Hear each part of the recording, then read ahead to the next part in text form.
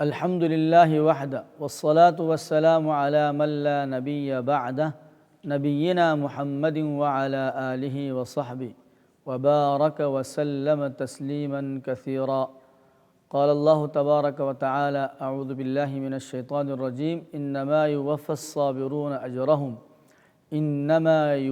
الصابرون أجرهم بغير حساب. وقال النبي صلى الله عليه وسلم: صوم شهر الصبر وصوم 3 أيام من كل شهر صوم الدهر. صدق اللہ العظیم وصدق رسولہ النبی الکریم. ناظرین محترم، یہ ماہ مبارک ماہ رمضان ہے اور یہ صبر کا مہینہ ہے. اللہ تبارک و تعالیٰ اس مہینے میں ہمیں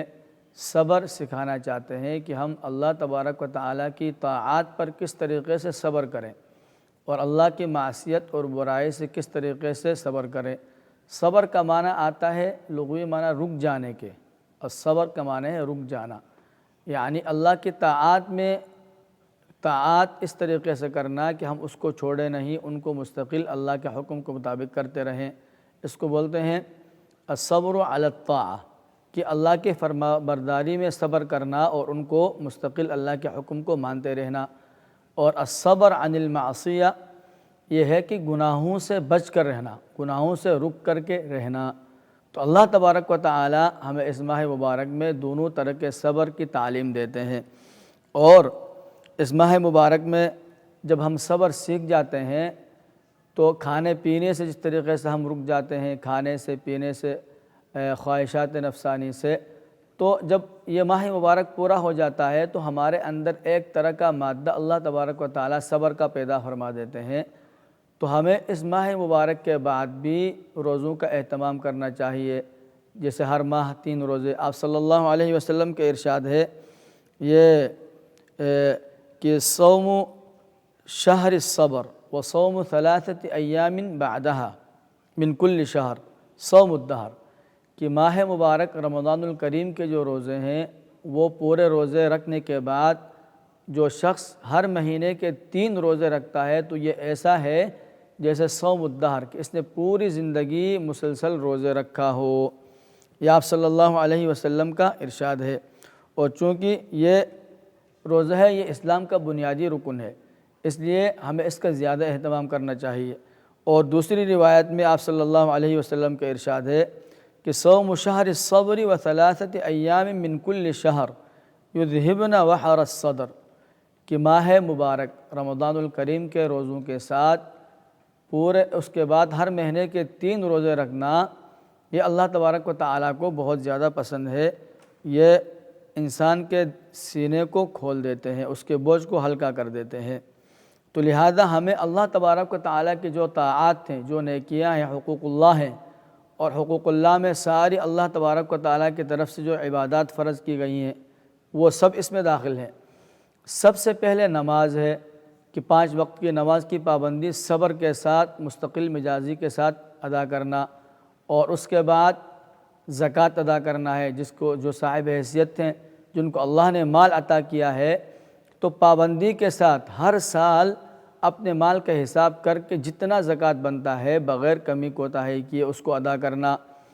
اور پھر رمضان کا مہینہ میں روزے رکھنا، روزے کے اندر صبر کرنا. اور اس طریقے سے جو جس پر حج ہے واجب ہے، جو استطاعت رکھتا ہے تو اس کو ادا کرنا. اور اللہ تبارک و تعالیٰ کی جو وحدانیت کی جو گواہی ہے اور محمد صلی اللہ علیہ وسلم کے اللہ کے بندے اور اس کے رسول ہونے کی جو گواہی ہے اس پر صبر کرنا. مطلب عملی طور پر بھی ہم زبان سے تو شہادت دے دیتے ہیں کہ اللہ کے سوا کوئی معبود نہیں ہے،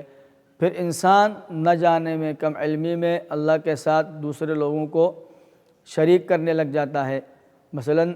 اللہ تبارک و تعالیٰ کو یہ پسند نہیں ہے کہ اللہ کو چھوڑ کر کسی اور کی عبادت کی جائے. تو عملی طور پر بھی ہم نے صبر کا مظاہرہ کرنا ہے. اور دوسرا طرف گناہوں سے صبر کرنا، کہ گناہوں اور معصیت سے بچنا. جن کاموں سے اللہ تبارک و تعالیٰ نے روکا ہے ان کاموں سے رک جانا. اللہ تبارک و تعالیٰ کے ساتھ کسی کو شریک نہ کرنا، کسی اور سے مدد نہ مانگنا. اور اس طریقے سے اپنے والدین کی اطاعت کرنا اللہ تبارک و تعالیٰ کا حکم ہے. وبالوالدین احسانا، کہ اپنی والدین کے ساتھ نیک سلوک کرو، ولا تقل لهما اف ولا تنهرهما وقل لهما قولا کریما کہ والدین کی نافرمانی نہیں کرنا، ان کو تکلیف اور ایذا نہیں دینا، ان کے سامنے اف تک نہیں کہنا۔ تو یہ اللہ تبارک و تعالیٰ کے منع کی ہوئی چیزیں ہیں، تو ان سے بھی رک جانا، اور اس کے علاوہ جو بھی گناہ ہے ان سب سے بچ کے رہنا۔ اور اللہ تبارک و تعالیٰ فرماتے ہیں کہ جو صبر کرتا ہے، اپنے نفس کو قابو میں رکھتا ہے، اللہ کے احکامات پر عمل کرتا ہے اور اللہ کے حرام کی ہوئی چیزوں سے بچ کر رہتا ہے، تو انما یوفی الصابرون اجرہم بغیر حساب، اللہ تبارک و تعالیٰ پھر صبر کرنے والوں کو اپنی طرف سے بے پایا اور بے حد اجر عطا فرماتے ہیں۔ اور جب آپ رمضان کریم صبر کے ساتھ گزارتے ہیں تو اب باقی زندگی کو بھی اسی صبر کے ساتھ، استغنا کے ساتھ اور اس طریقے سے پاک دامنی کے ساتھ گزارنا چاہیے۔ جو شخص صبر کرنے کی طاقت نہیں رکھتا تھا لیکن اپنے اوپر جبر کر کے صبر کر لیتا ہے، تو اللہ تبارک و تعالیٰ اس پر بھی اس کو زیادہ اجر عطا فرماتے ہیں۔ یہ صحیح بخاری اور مسلم کی روایت ہے کہ آپ صلی اللہ علیہ وسلم کی روایت ہے کہ ان ناسا من الانصار سألوا رسول اللہ صلی اللہ علیہ وسلم فأعطاهم ثم سألوه فأعطاهم ثم سألوه فأعطاهم حتى نفد ما عنده فقال ما يكون عندي من خير فلن أدخره عنكم ومن يستعفف يعفه الله ومن يستغني يغنه الله ومن يتصبر يصبره الله وما أعطي أحد عطاء خيرا وأوسع من الصبر۔ کہ یہ حدیث ابی سعد ہے کہ آپ صلی اللہ علیہ وسلم کے پاس انصار میں سے کچھ لوگ آئے اور انہوں نے آپ صلی اللہ علیہ وسلم سے کچھ مال طلب کیا کہ یا رسول اللہ ہم غریب ہیں، ہم مسکین ہیں، تو ہماری کچھ مدد کیجیے۔ آپ صلی اللہ علیہ وسلم نے ان کی مدد فرمائی، ان کو دے دیا جو کچھ آپ کے پاس تھا۔ تو انہوں نے پھر دوبارہ طلب کیا کہ یا رسول اللہ ہمیں کچھ اور بھی عطا فرما دیجیے۔ آپ صلی اللہ علیہ وسلم نے دوبارہ ان کو دے دیا۔ اس کے بعد وہ پھر آپ صلی اللہ علیہ وسلم سے مانگنے لگے کہ یا رسول اللہ ہمارے لیے کم ہے، ہمیں اور عطا کیجیے۔ تو آپ صلی اللہ علیہ وسلم نے جو کچھ بھی تھا ان کو سارا دے دیا۔ تو صحابی عرض کرتے ہیں کہ ہم نے دیکھا کہ اب آپ صلی اللہ علیہ وسلم کے پاس کچھ بھی نہیں بچا، جو کچھ تھا آپ نے ان انصار کو دے دیا تھا۔ تو پھر آپ صلی اللہ علیہ وسلم نے ارشاد فرمایا کہ اب میرے پاس کچھ نہیں بچا، میں آپ لوگوں سے روک کر کوئی چیز اپنے پاس ذخیرہ کر کے رکھنے والا نہیں ہوں، اب کچھ نہیں بچا اور مزید نہیں دے سکتا۔ لیکن آگے ان کو تعلیم فرمایا، ان کو سکھایا کہ وَمَن يَسْتَعْفِفْ يُعِفَّهُ اللَّهُ، کہ جو اللہ تبارک و تعالیٰ سے مانگتا ہے، عفت اور پاک دامنی طلب کرتا ہے، تو اللہ تعالیٰ اس کو عطا فرما دیتے ہیں، اس کو عافیت عطا فرما دیتے ہیں۔ وَمَن يَسْتَغْنِ يُغْنِهِ اللَّهُ، اور جو اللہ تبارک و تعالیٰ سے غنا اور مالداری طلب کرتا ہے، اپنے دل کا غنا طلب کرتا ہے، تو اللہ تبارک و تعالیٰ اس کو غنی فرما دیتے ہیں، دوسروں سے اس کو بے نیاز کر دیتے ہیں۔ اور پھر آگے فرمایا وَمَن يَتَصَبَّرْ يُصَبِّرْهُ اللَّهُ، اور جو صبر کی طاقت نہیں رکھتا تھا، کمزور تھا، اس کے باوجود بھی اپنے اوپر زبردستی کر کے صبر کرتا ہے، تو اللہ تبارک و تعالیٰ اس کو صبر عطا فرماتے ہیں اور اس صبر پر اس کو اجر بھی عطا فرماتے ہیں۔ اور پھر آخر فرمایا وَمَا أُعْطِيَ أَحَدٌ عَطَاءً خَيْرًا وَأَوْسَعَ مِنَ الصَّبْرِ، کہ کسی بھی شخص کو اللہ کی طرف سے جو بہترین عطا ہوتی ہے، جو سب سے اچھی عطا ہوتی ہے، تو وہ صبر ہے۔ اللہ تبارک و تعالیٰ جس کو صبر کی نعمت عطا فرماتے ہیں، تو اس سے بڑی کوئی دولت اور نعمت نہیں ہو سکتی ہے۔ تو اللہ تبارک و تعالیٰ ہم سب کو اس ماہ سیام میں اپنے اندر صبر کی عادت ڈالنے کی توفیق اور ہمت عطا فرمائے۔ اور جب ہم اس ماہ مبارک میں روزے کی حالت میں کھانے سے رک جاتے ہیں، پینے سے رک جاتے ہیں، اور بہت سے لوگ جو ایسا کوئی نشہ استعمال کرتے ہیں، تو وہ ظاہر بات ہے رمضان کی حالت میں اس سے رک جاتے ہیں، تو یہ ماہ مبارک ایک ہمارے پاس بہت اچھا چانس ہے کہ جو بھی اس طرح کی چیزیں ہیں ہم اس کو چھوڑیں، کیونکہ اللہ تبارک و تعالیٰ کی خصوصی رحمت اس میں شامل حال ہوتی ہے اور ان کو چھوڑنا زیادہ آسان ہو جاتا ہے۔ آپ صلی اللہ علیہ وسلم کا ارشاد ہے کہ نیت کرنے سے بھی اجر ملتا ہے، کم از کم ہم نیت کر لیں کہ ہم ہر طرح کی چیزوں کو چھوڑ دیں گے۔ یہ مسلم کی روایت ہے کہ آپ صلی اللہ علیہ وسلم نے فرمایا کہ قالت الملائکۃ رب ذاک عبدک یرید ان یعمل سیئۃ وهو ابصر به فقال ارقبوه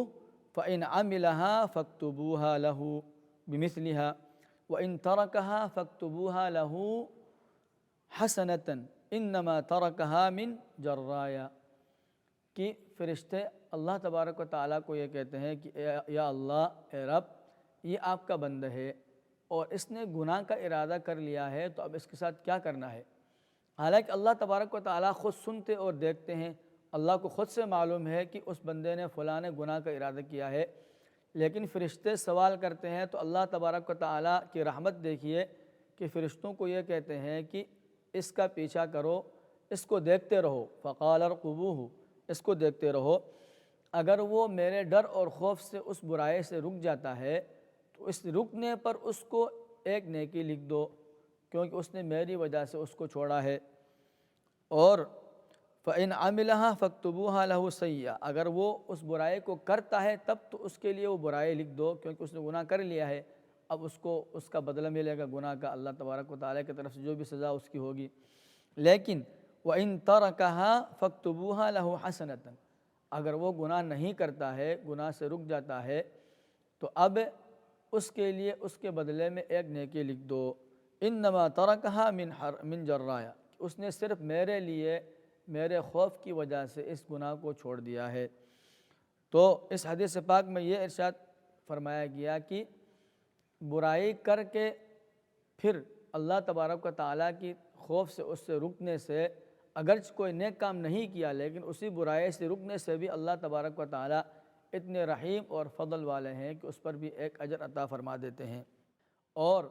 اس ماہ مبارک میں اس کے ساتھ ساتھ ہم نے لوگوں کو تکلیف دینے سے بھی صبر کرنا ہے، مطلب اپنی یہ عادت ڈالنا ہے کہ جتنا ہو سکے ہم کسی کو تکلیف نہ پہنچائیں، چاہے وہ ہماری زبان سے تکلیف ہو، ہمارے ہاتھوں سے ہو، ہمارے پیروں سے ہو، ہمارے خود رویے سے ہو، یعنی ہم ایسا رویہ ہی نہ اختیار کریں رمضان کریم میں ہو چاہے اس کے بعد ہو کہ دوسرے کو ہمارے رویے سے تکلیف ہو، اس کو لگے کہ یہ آدمی مجھے کم سمجھتا ہے، یہ مجھے اہمیت نہیں دیتا ہے میرے کام کو مجھے، تو ایسا ہمیں رویہ ہی نہیں رکھنا چاہیے کہ جس سے دوسرے کو کسی بھی طرح کی تکلیف ہو۔ اور جتنا زیادہ ہو سکتا ہے اس میں ہم نے علم حاصل کرنا ہے، صبر سیکھنا ہے، اور پھر اپنی اولاد کو، اپنے گھر والوں کو اس صبر کی تعلیم دینی ہے زیادہ سے زیادہ، اور بے صبری کا مظاہرہ نہیں کرنا ہے۔ لیکن اس میں ایک خاص بات کا اہتمام یہ کرنا ہے کہ صبر کا مطلب یہ نہیں ہے کہ ہم سارے لوگوں سے کنارہ کش ہو کر ایک کونے میں بیٹھ جائیں۔ رمضان شروع ہوا ہے، گھر کے اندر داخل ہو گئے، دروازہ بند کر دیا، اور جب رمضان مبارک گزر گیا تو اپنے آپ کو پاک صاف سمجھ کر اب باہر نکل رہے ہیں معاشرے میں، نہیں، اللہ تبارک و تعالیٰ کو یہ نہیں پسند ہے، بلکہ لوگوں میں رہتے ہوئے، ان کی تکالیف کو سہتے ہوئے، ان کو تعلیم دیتے ہوئے، ان کو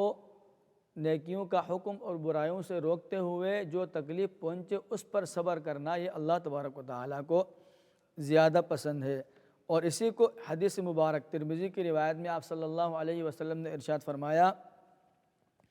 المؤمن الذي يخالط الناس ويصبر على اذاهم افضل من المؤمن الذي لا يخالط الناس ولا يصبر على اذاهم، کہ وہ مومن، وہ مسلمان جو لوگوں کے ساتھ ملتا جلتا ہے اور ان کی تکالیف پر صبر کرتا ہے اور ان کو نیکی کا حکم دیتا ہے، ان کو اللہ کے احکامات بتاتا ہے تکلیف سہ کر، یہ زیادہ بہتر اور افضل ہے اس مومن سے کہ جو لوگوں سے ملتا ہی نہیں ہے، ان کی تکالیف برداشت کرنے کی ہمت نہیں رکھتا ہے، ایک گھر میں، ایک کمرے میں، ایک کونے میں بیٹھ جاتا ہے۔ تو یہ پہلے والا جو تکالیف کو صبر کر کے لوگوں کو اللہ کے احکام کی طرف بلاتا ہے، وہ مومن اللہ کو زیادہ پسند ہے۔ تو لہذا ہم نے رمضان میں کسی ایک گھر میں، ایک کمرے بند ہو کے نہیں بیٹھنا ہے، بلکہ ہم نے لوگوں سے ملنا ہے، جلنا ہے، اپنے کام کاج کرنے ہیں جیسے ہم کرتے تھے، اور اس کے ساتھ لوگوں کی تکالیف پر بھی صبر کر کے اللہ تبارک و تعالیٰ کے ہاں اپنے آپ کو اجر عظیم کا مستحق بنانا ہے۔ اور اس کے ساتھ زندگی تو ویسے بھی صبر اور مجاہدے کا نام ہے، تو چاہے وہ نیکی ہے، نیک کام کرنے کے ہیں، وہ بھی صبر کے ساتھ ہی ہو سکتے ہیں، چاہے وہ برائیوں سے رکنا ہے تو وہ بھی صبر کے ساتھ ہی ہم رک سکتے ہیں۔ اور آپ صلی اللہ علیہ وسلم سے جب پوچھا گیا کہ یا رسول اللہ افضل ترین ایمان کیا ہے، یعنی ایک مسلمان کے اندر ایمان ہوتا ہے، مومن کے اندر ایمان کی دولت ہوتی ہے، تو ایمان میں افضل ترین ایمان کیا ہے؟ آپ صلی اللہ علیہ وسلم نے ارشاد فرمایا الصبر والسماحہ، بہترین ایمان یہ ہے کہ صبر اور درگزر سے آدمی کام لے، اور اس کے ساتھ ساتھ ایک دوسرے کو بھی صبر کی تلقین کرنی ہے۔ سورۃ العصر میں اللہ تبارک و تعالیٰ کا ارشاد ہے والعصر ان الانسان لفی خسر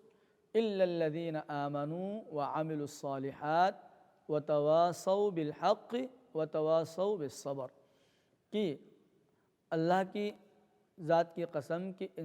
سارے انسان خسارے میں ہے، والعصر ان الانسان لفی خسر، انسان خسارے میں ہے، الا الذین آمنوا، مگر وہ لوگ جو ایمان لائے، وعملوا الصالحات اور نیک کام کیے، وتواصوا بالحق ایک دوسرے کو صبر اور حق، ایک دوسرے کو حق کی اور ایمان کی تلقین کرتے رہے، وتواصوا بالصبر اور ایک دوسرے کو صبر کی تلقین کرتے رہے، تو یہی وہ لوگ ہیں جو ان خسارے والے انسانوں میں سے نکل کر کے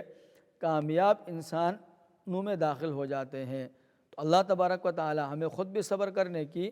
اور ایک دوسرے کو بھی صبر کی تلقین کرنے کی توفیق اور ہمت عطا فرمائے۔ اور اس کے ساتھ ساتھ ہم نے اپنے مسلمان بھائیوں سے کسی کو کوئی تکلیف ہے، کوئی حاجت ہے، کوئی ضرورت ہے، تو ان سے اس تکلیف کو دور کرنا ہے اور ان کی ان حاجتوں کو پور کرنا ہے۔ بخاری شریف کی روایت ہے، آپ صلی اللہ علیہ وسلم کا ارشاد ہے وَمَنْ كَانَ فِي حَاجَةِ أَخِيهِ كَانَ اللَّهُ فِي حَاجَتِهِ وَمَنْ فَرَّجَ عَنْ مُسْلِمٍ كُرْبَةً فَرَّجَ اللَّهُ عَنْهُ كُرْبَةً مِّنْ كُرْبَاتِ يَوْمِ الْقِيَامَةِ وَمَنْ سَتَرَ مُسْلِمًا سَتَرَهُ اللَّهُ يَوْمَ الْقِيَامَةِ، کہ اس حدیث کا مفہوم یہ ہے کہ جو اپنے کسی مسلمان بھائی سے کوئی تکلیف کو دور کرتا ہے، اس کے مقابلے، اس کے بدلے میں اللہ تبارک و تعالیٰ قیامت کے دن اس کی تکالیف کو دور فرمائیں گے۔ اور جو کوئی اپنے مسلمان بھائی کی پردہ پوشی کرتا ہے تو قیامت والے دن اللہ تبارک و تعالیٰ اس کی پردہ پوشی فرمائیں گے۔ اللہ تبارک و تعالیٰ ہمیں اس ماہ مبارک میں صبر کی عادت کو اپنانے کی اور اپنی عادات میں اس کو داخل کرنے کی ہمت اور توفیق دے، آمین یا رب العالمین۔